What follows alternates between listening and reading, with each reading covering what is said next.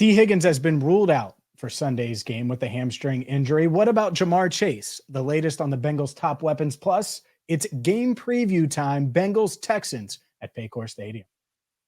You are Locked On Bengals, your daily Cincinnati Bengals podcast. Part of the Locked On Podcast Network, your team every day.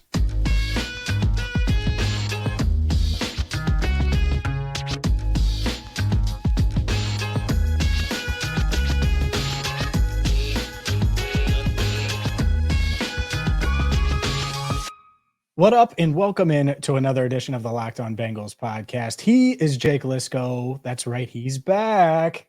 I'm James Rapien. Thank you so much for making us your first listen. Make sure you subscribe on YouTube, follow wherever you get your podcasts. And today's show is brought to you by PrizePicks, the easiest and most exciting way to play daily fantasy sports. Go to prizepicks.com/LockedOnNFL and use code all lowercase LockedOnNFL for a first deposit match up to $100. Jake, the news of the week, and welcome back. Jake has been traveling. He's fine. He's ready to go. You can see him if you're watching on YouTube. Tee Higgins officially ruled out about an hour ago. And by officially, I mean Ian Rapoport reported it. Full disclosure, I think I can share it now since it's news. This has kind of been the feeling and the vibe since he suffered that hamstring injury on Wednesday, that he wasn't going to be able to play this week. And so now that we know that, we'll see how long he's out, but the Bengals going to be shorthanded on offense against the Texans. And we're going to talk a lot about injuries in this episode overall. We got to start with the Bengals stars, of course, but if you listened to the crossover yesterday, big story for the Texans, all the injuries there, the Bengals also dealing with some stuff. Tee Higgins highlighting that, just terrible timing, right? Just started to get going, has had a rough season overall, had the broken rib, probably still has the broken rib, but is seeming to play comfortably through it, been playing well for a couple of games. And with Ja'Marr Chase also dealing with that back injury, those things going together, you hope Ja'Marr is able to play at a high level like himself, and he's not too limited by the back injury, knowing that you don't have T, because we've seen this team for a couple of years now overcome losing one of those two guys. But if Ja'Marr is at a diminished capacity, plus you don't have Tee Higgins, that makes things a lot harder. No doubt. And I think that's why, and I think I can say this too. It's fun to open up the cupboard. And yesterday I certainly wasn't able to do that on any platform. I was talking to T and I was like, it's one thing to not have one of you. To not have either of you is a whole nother animal. And so I'll go out there. And no one's told me that he's playing, to be clear, with Ja'Marr. But I do think Ja'Marr Chase is going to play. And he did a little bit more on Thursday. He was limited, didn't do anything on Wednesday. He did walk out to practice roughly an hour into the session on Wednesday, but was limited on Thursday. Even if he's limited again on Friday, he admitted he didn't need any team reps from a physical standpoint. He's not worried about that. One of his teammates said, Ja'Marr doesn't need to practice. He could go out there and still have 110 yards and 10 catches. Like, that's just how he is. So there's confidence in him if he's able to go. And the fact that he told us MRI wise, it was clean and that there's no structural stuff. That was that's the scary part, I guess, when he on Monday talked about the potential for we'll see tomorrow and all of those things. If everything's fine structurally, then this is just a soreness thing. Well, he's 23 and he said it's the most sore he's felt after a game, but I know he was much better today. I think he'll be better certainly Friday, Saturday, and then by the game on Sunday. I expect Ja'Marr to be pretty close to normal Ja'Marr when the game actually starts and he needs to go out there. So to your point, if he was limited, it would really hurt. I'm expecting him to be all right. And if he's all right, then any concerns about the offense slowing down again, hitting a rut again, are diminished, I would say, especially given the matchup. And as I alluded to earlier, some of the injuries the Texans are dealing with, they've got two significant ones in their secondary. Derek Stingley trying to get back this week. I think we'll see there. That's a big we'll see. Steven Nelson, I don't believe has practiced either day this week. And he's been their best corner this year. Derek Stingley obviously knows Joe Burrow and Ja'Marr pretty well from their time back at LSU. I'm sure he would love to play in this game. But if those two guys are missing, Will Anderson's been dealing with injury this week as well. There's Blake Cashman too, who's been playing really well for the Texans. There's some guys on this defense that if they miss, kind of takes the teeth out of the defense a little bit. And if you get Jamar, and as you say, if he's actually playing at a high level, playing like himself, then I feel like you still feel pretty good about the offense in this game. Agreed, especially with the way Burrow's been dialed in. But I do think it's interesting, the idea, and we have to talk about Sam Hubbard as well, but these receivers behind Jamar and how it looks. Obviously, it's still Tyler Boyd. We have Trenton Irwin, Andre Yosavash. We could see Charlie Jones back again this week. It isn't official. I think it could go down to the wire on Saturday.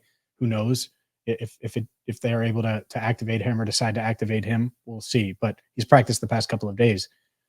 But you have some young guys and obviously a familiar face in Trenton Irwin that you could be banking on in different scenarios throughout the game. And I think it would be a trio, certainly a duo with Yosavash and Trenton Irwin replacing T. And then we'll see about Charlie Jones. But at least those two guys would be in line to get a bunch more snaps with T out. What's your feeling on Charlie Jones? Two days of full practice for him, Wednesday, Thursday.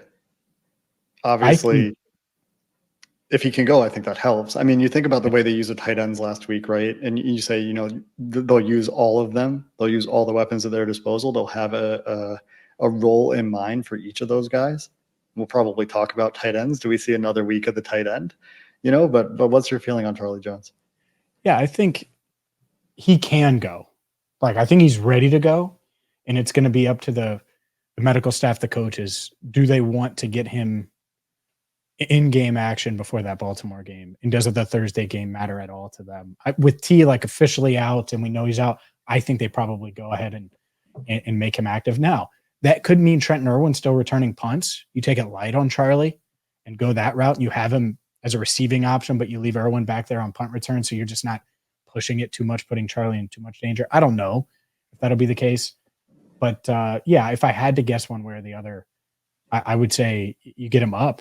Part of it is who's your slot behind Boyd? And I know you can move Chase around, of course, but Yoshi, you're probably playing him outside. Irwin is obviously better as an outside receiver. We've seen, at least I believe that. So it would be nice to have another option there in the slot. It would be nice, but they also will play Trenton Irwin inside. I think you can improve on that. I agree with you that Irwin seems to play better when he's out wide, but he's also found production over the middle of the field when he has been playing. Can obviously work that area of the field from the slot as well. But what's he most comfortable with? What position does he know best out of all the wide receiver alignments and the different things that they ask from the X, Y, and Z in their offense? That's going to dictate that. But I mean, Jamar Chase game, if he's feeling good, if you think he's going to be operating like he's not hurt, I mean, when we've seen this offense at their best this year prior to last week, prior to the Tee Higgins game, the tight end game, it was when they ran through Jamar Chase, they looked good. Yeah, I think we could certainly see that again. He's a freak. And I didn't buy the doubt that was in his voice on Monday, as long as there wasn't anything structural. And I think he was feeling better today. And like I said, we'll continue to improve. So I wouldn't rule that out. The other thing, before we switch gears, talk a little bit about Sam Hubbard and start to dive into this game a bit, is Andre Yosavash. I think that deep ball is coming. They've kind of set the table for it. And I think that this might be the week where they unleash it. They haven't targeted him deep downfield yet. He has 2 touchdowns, both in the red zone. I think this could be the week that 80 catches a deep one from Joe. They keep putting a little bit in for him every week. Is this a deep ball? And they've had it in for him. He just hasn't gotten the target. So it's not like they haven't tried. So we could see it again. That's a great point. And the natural role for him to fill would be more of the Tee Higgins role, the bigger body backup, as it were. So it would be interesting to see how Yoshi's use and how they use the receivers, because like I said, they have very specific stuff in mind for those tight ends last week. And you could probably see a similar deployment for the receivers that aren't Chase and Boyd, assuming that those guys, obviously Boyd hasn't had an injury, but assuming that those guys are at 100% this week. So let's keep talking about it. Let's get the Sam Hubbard update as well coming up next. Today's show is brought to you by PrizePicks. PrizePicks is daily fantasy the way it should be, the largest DFS platform in North America. And it's the easiest, most exciting way to play DFS. And it's pretty simple. You pick more or less than on a 2 to 6 player stat projection and watch the winnings roll in. So maybe you look up at PrizePicks and you see, oh, well, with Tee Higgins out, Jamar Chase is more. That's really enticing. Well, then you go with the more with Jamar Chase. And you could say, well, I think that Joe Burrow's still going to hit the more on his passing yards. Well, there you go. That's the 2 that you need. Or you could pick a bunch and go up to 6 and earn up to 25 times the amount that you put in on that more or less combination. They offer quick withdrawals, easy gameplay, an enormous selection of players and stat types. So maybe you want to go more on Andre Yosavash. Oh, it'll be in there. So check them out today. They also offer Apple Pay to make it that much more convenient for you. So make sure you check it out. PrizePicks.com/LockedOnNFL. Use code LockedOnNFL for a first deposit match up to $100. Again, PrizePicks.com/LockedOnNFL and use code LockedOnNFL for a first deposit match up to $100. You know, our listeners spend a lot of time listening to Locked On Bengals. We talk a lot about wins, losses, who's going to start, how are they going to use those guys. Today, we're going to talk about something a little more personal. For example, you can get a 1-year supply on ED medications. You know what that means? Extended travel. You don't have to worry about anything disrupting your supply, and it's possible because of our friends at Jase Medical who are sponsoring this episode. Right now at jasemedical.com, you can receive a 12-month supply of your daily medication. Use promo code LOCKEDON at checkout for a discount as well. In addition to that, we've told you about the prescriptions in the past. A verified customer had this to say about Jase. I'm thankful for this service. Supply chain issues caused me to cut pills in half just to have it. I ordered most of my daily meds with a year supply with Jase. I also ordered an antibiotic kit. I feel secure now. Prices are lower than local pharmacies. I highly recommend this for everyone. So if you or someone you love would get some peace of mind by having a year supply of any daily med, go to jasemedical.com to see if it's offered for you. Remember, promo code LOCKEDON for $20 off your purchase. All right, Jake, let's dive into Sam Hubbard and not having him. He didn't practice on Wednesday or Thursday. I don't expect him to play on Sunday against Houston. That's kind of the general consensus, even though it's not like Zach Taylor's come out and said it. There isn't a national reporter saying it, but the vibes around Hubbard, I feel like similar to T from a status standpoint for this week, not duration, how long they could be out, all of those things to be clear. But with no Hubbard, does your mind instantly go to Myles Murphy or does it go elsewhere? Because I do think it's an interesting question here on who fills what spot if Hubbard can't go. I think similar to wide receivers, right? Cam Sample, big role on base downs. And then in the nickel, I think they still like Cam Sample kicking inside from time to time when it's not DJ Reader and BJ Hill out there. And then who do they put in that spot? Do you get Myles Murphy some work there? Do you get Joseph Ossai some work there? Do you get some combination for all those guys? And I think it's the latter. I think that they probably, again, will have packages and roles in mind for each of those guys. And the big question for me, after we've seen for a couple of weeks in a row that BJ Hill, Sam Hubbard stunt be very effective, and it was disruptive. I don't know if you talked about this with Sands. It was very disruptive in that game this week, and made a big difference and had a huge play in that game a couple of weeks ago as well. So who executes that better with BJ Hill? Is there chemistry there with any of those guys to make that move work? Is there a physical skill set that makes that work better with one guy than another guy? That I think is interesting as well, because that could affect things a little bit. But I have to imagine Cam Sample sees the biggest boost in snaps. And you tell me if I'm wrong here. Maybe there's a different feel around the facility, but I would expect that there'd be more of a rotation than we're used to seeing without Sam Hubbard there, because he ordinarily would just play a ton. He plays the most out of any of it, including Hendrickson. He's been on the field the most. Yeah, like 78%, I think, of the Bengals defensive snaps. There has to be more of a rotation. And this is, you're looking for the opportunity. Of those three guys, Cam Sample's been the one that showed up this year. And not that Myles hasn't, he's still learning, right? So I'm not trying to be critical of Myles, but there was a time, and it wasn't that long ago, before that final preseason game, where Joseph Ossai was like the sneaky, he's going to bring the pass rush. He's the guy that's going to take a step forward. And now this past week, he was out snapped by Myles Murphy. He played in that third preseason game, and the coaches said he needed the reps. And so there's some kind of weird disconnect. And obviously he got nicked up, and that's part of it. And he's coming back. Joseph Osai, this is an opportunity to get back whatever happened, whatever the case is. He'll get more snaps this week. Obviously, it's a step for Myles Murphy, or a chance for him to take a step in his rookie season. He's flashed some. Our guy Sam's talked about it at the end of the pod earlier this week. Make sure you check that out if you haven't, with our film review. But to me, it stinks because we know how valuable Sam Hubbard is. But there's a reason why you drafted Myles Murphy. There's a reason why people were high on Joseph Osai. And Cam Sample's the one of the three that's taken the biggest leap and been the most valuable of those three guys. So I think you should be fine, but I am curious to see how it plays out. And I agree with you. It would be a much more of a rotation than we're used to seeing. Sam Hubbard's a great player. We've talked about his role quite a bit, but he's not the guy generating chaos, generating pressures on his own super frequently. He's not the guy you would point to on the defensive line for that. Sam Hubbard and this year, DJ Reader, at times BJ Hill, those guys are all still playing. So if you can get a rotational effort, a collective effort that steps up and approximates Sam Hubbard when you need that, then you can do okay. I mean, the Texans are not a team that's going to run the ball super effectively.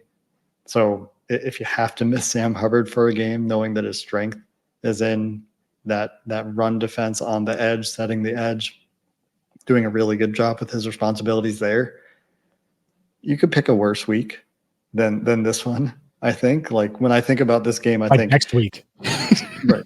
Like exactly right. Like when I think about this game, I'm thinking about how do you disrupt CJ Stroud, and some of that's going to be schematic, some of that's going to be Lou doing things to change the picture on the rookie and trying to bait him into mistakes, like we see him do with elite quarterbacks. I wonder. I just had this thought, and I would assume Lou would prepare for this game like he would for any quarterback, but we so often see Lou's defense put forward their best performances against elite quarterbacks or really high productive offenses like San Francisco, where I'm not willing to say elite quarterback, but that's been a heck of an offense this year, right? Mm-hmm. So what kind of game plan do you have for CJ Stroud? But, that aside, Jimmy's and Joe's instead of X's and O's conversation is you can still get after them with the guys you have. And that, I think, obviously still starts with Trey. You lose a little bit of something with Sam just because he plays so much, has that chemistry with BJ Hill, understands his role so well in the defense. But, there are worse weeks, as I allude to some of the matchup keys that I'm thinking about. And I'm looking at the Texans passing game. And that's the big, Vegas sign around it that I'm looking at from a defensive perspective this week, right? So, and that wasn't a hint. I'm not in Vegas for anyone who is trying to guess, right? But you're thinking about the Texans passing game. I love it. I love that you read that, because someone definitely was going to tweet us like, Jake Liscow is in Vegas. We know it. No, he's not in Vegas, but he does use PrizePicks. And up next, let's dive into more of this game. The injuries, while they're mounting for both teams, we've covered the Bengals side of things as far as injuries go, but let's get into the game a little bit more, X's and O's wise. I didn't make an official prediction, so maybe I'll do that as well. We'll see if we have time for that as the game preview rolls on. We will do that coming up next. This show is sponsored by BetterHelp. This time of year can be a lot, and it's natural to feel some sadness, anxiety. It's getting dark at 5 p.m. now, which is absolutely awful. And adding something new and positive to your life can counteract some of those feelings, and therapy can be a bright spot amid all of the stress and change, something to look forward to make you feel grounded and to give you the tools to manage everything that's going on in your life. If you've thought about starting therapy, give BetterHelp a try. It's entirely online, extremely convenient, and flexible. You can suit it to your schedule. Even the busiest people can find time for BetterHelp because they're so flexible and because they're entirely online. All you have to do to get started is fill out a brief questionnaire to get matched with a licensed therapist. You can switch therapists at any time for no additional charge. Find your bright spot this season with BetterHelp. Visit betterhelp.com/lockedon to get 10% off your first month. That's BetterHelp, HELP.com/lockedon.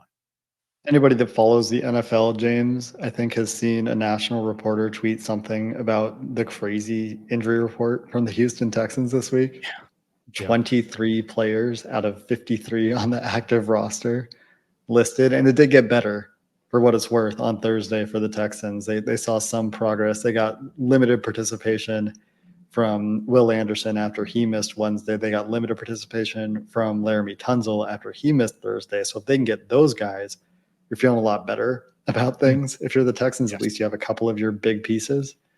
George Fant also was limited, the other starting tackle for the Texans. He went full on Thursday. But the one that stands out to me as I was thinking about the passing game, and earlier this week, I mean, I made clear my respect for these Texans receivers, despite what somebody replied to me on Twitter and said that he's throwing to a bunch of people that nobody knows their name. I mean, maybe people don't know these names yet, but Tank Dell, Nico Collins, really, really good players. But Nico Collins showed up on Wednesday with that calf injury, then didn't practice Thursday. Don't know exactly what's going on there, James. I don't know if you have more information on that or not, but like that's pretty similar to what happens, you know, when Tee Higgins shows up Wednesday limited, then doesn't practice Thursday, or could be. I don't know exactly what's going on with Nico Collins, but that's always the fear when you see those midweek limiteds into DNPs. No doubt. And that's such a huge part of their game. Look, they've had a lot of success with obviously throwing the ball. You mentioned it. They can't really run it. They're making CJ Stroud make those decisions, leaning on him. He's done a great job. He's taking care of the football in the big play factor. Nico Collins is someone I thought was sneaky in like these deep fantasy leagues a couple of years ago. And he's finally breaking out. And it's because he has a quarterback that can get him the ball. He's a really good player. Tank Dell, man. Tank Dell is my kind of receiver. He's explosive. He's a game changer. And he's the smallest guy on every field he steps on, unless Deuce Vaughn is the only other guy on the field. So it's it's an interesting matchup offensively because they want the explosive plays. Yeah. And I think this is a good test for the Bengals. We'll see on Collins' health. I'll just assume that he's going to be able to play. I'd have nothing on it because I'm just not there. And I haven't asked around enough yet. Maybe we'll find out more. Maybe by the time this is posted for everyone. But it's a nice challenge, I think, for this defense because you're right. They're not huge names, but I think the players, when they watch the film, impressed by CJ Stroud. A lot of the defenders mentioning that right away on and off record. And that's usually when you realize they'll praise everybody on record, but off record too, they're impressed with him. Tank Dell, I think they believe he's a very real talent. Nico Collins as well. And so, yeah, they have some dudes. And Dalton Schultz is a guy that both of us were open to in free agency, and he landed in Houston. So their offense is going to be a nice test, I think, for this defense. And that doesn't mean that the Bengals shouldn't be able to contain it. The home road splits are wild for Houston. When you talk about keys, and we've talked about fast starts for this for this offense for weeks and weeks and weeks. I think the defense getting off to a fast start, not letting this Houston offense get into a rhythm early on, keeping the crowd in it, I think that's all huge. Going up against a young team that is clearly confident on offense after what they did last week. I think like you always get with Lou, like sometimes there's first drives, second drive issues, but then he kind of figures out what he wants to do, where he wants to attack, what the team is doing that week, and what part of his defensive plan will work for that thing that the opponent is trying to lean into, right? And with a rookie quarterback, it can be more challenging sometimes, but there's plenty of tape on CJ Stroud at this point. I think it's pretty clear what this offense wants to be. Like you said, they want to get explosive. The Bengals just had their best week against explosive plays, I think.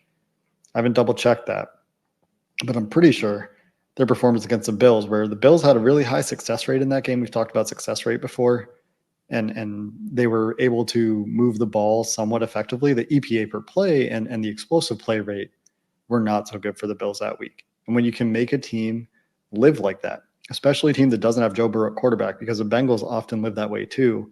They have a quarterback and a group of skill players that can overcome it.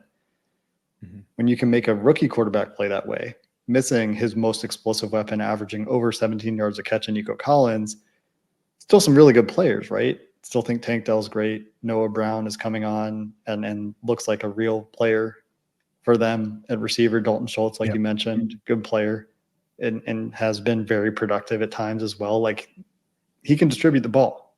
And I don't mean any disrespect to CJ Stroud, but can change the picture on him a little bit, can confuse him potentially, Well, he's still a can rookie. make him be patient, see if he can be patient, right? See if you can bait him into big game hunting. Something we talked about with Burrow at times in his career that he's evolved and grown from. No doubt. And I think that's the part of this. He's an impressive rookie, but he's still a rookie. And the 14 touchdowns, 1 interception, the Bengals have to be so like foaming at the mouth at saying, all right, let's end this right now. This idea that he's going to come in and not turn the ball over at all. And so, yeah, it's a good test. And I think it comes at the right time, and them doing what they did last week. Like, I don't think that the Bengals are sleeping on the Texans at all. I'm not saying they'll win the game. I don't think they're sleeping on them. I don't think they're looking ahead. I think they realize how good Houston is, how much talent they do have. And like Will Anderson, for example, I know this offensive line's like, that dude's a guy. Like they love his one player on the team. And I don't know if he wants me to name him. So I won't. He's like, that guy's going to be in the league in 15 years still. He's so technically sound and just does the right stuff. He's still going to play 15 years from now. And he's like, not a lot of edge rushers are that way. They rely on their athleticism. He's like, this guy has both. And so he was limited. I think he's going to bounce back, it feels like, and play. And so this is a nice test for the Bengals. And I don't think they're sleeping on Houston at all. When the Bengals had the ball, just with the amount of injuries that we've alluded to, like if Steven Nelson and Derek Stingley aren't playing and there's a limitation in the defensive trenches, Jonathan Grenard, I think, was also on the injury report this week. That's their 2 edge rushers, Anderson and Grenard. And so we'll see if those guys are at 100% or how well they're playing. But the way the Bengals offense is going right now, the way that Joe Burrow is playing right now, to allude to what I've said about him so many times in the last 2 years, the timing with which he's playing right now, he's getting rid of the ball, making the offensive line look way better at times than I even notice, right? And then you watch it back on film and you're like, oh man, like Burrow got rid of that right before he was about to get hit, and repeating that throughout the game, right? And so you get that going a little bit, probably run the ball a little bit on the Texans, I want to say. It seems like it should be possible. We'll see what's going on with Blake Cashman. Again, like I said, he's been excellent for the Texans, a second contract breakout for Cashman. So the injuries are a big deal. And that makes it a little bit hard to predict, where the ball is going to flow, what the offensive coaches will look to exploit when Joe Burrow's out there on the field. But the way he's been playing lately gives you a lot of confidence against any defense in the league. And I think that the Texans defense is certainly included in that, the way things are going right now. So, the summary is injuries are a big wild card. The Texans are better than we thought they'd be coming into this year. But at home, especially where Joe Burrow is so great with the count and using it to get more information pre-snap, we've seen the Texans road home splits. You talked about those yesterday in the crossover. This points to a game the Bengals should take care of business in, but they do need to take care of business. You mentioned a prediction, though, James. You have a score? You ready to go? I do. I am ready to go. I think it's going to be 27-17. The Bengals don't necessarily get to 30, uneven offensively, but enough. And the Texans have a few big plays, but it's nothing crazy. And the defense is able to contain and keep another team under 20. And I think that that's realistic. It might not be the prettiest game, but Sunday at about 4:30 Eastern time, the focus will automatically shift to Baltimore on a short week. So that's my prediction. I think they get it done. So hard to not talk about the Baltimore game. It's so hard to not just think about that game nonstop. It's going to be so important. I said it earlier in the week. We can think about whatever we want. They're the ones that got to go out there. Fans always get on us because when we get ahead, that means the team's getting ahead. This is our responsibility, according to our listeners. Okay. Hey, so they're very aware that Baltimore is looming. That doesn't mean that they can't be focused for CJ Stroud. We will. We'll talk about that Baltimore game. I'm aware that we have to do a post-game show, but I'm still focused on this show. We'll do a post-game show, do one segment on the game, and the other 20 minutes we'll be like, man, but Baltimore. We will not do that. We will not do that. But Jake, you've been out for a couple of days, so you got to take us out of here with your famous tagline.